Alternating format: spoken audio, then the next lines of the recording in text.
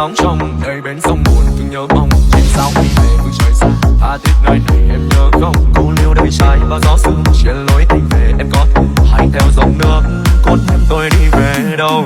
người giờ đang nơi chốn đó ngọc ngà bạc vàng quay quanh để bắt tâm trí đến ghen yêu hẹn ôm tương tư nhiều lỡ đàng thầm cầu mong em sẽ thấy được những điều thường hay mơ thương cho phần anh ôm bao sầu vì nỗi nhớ.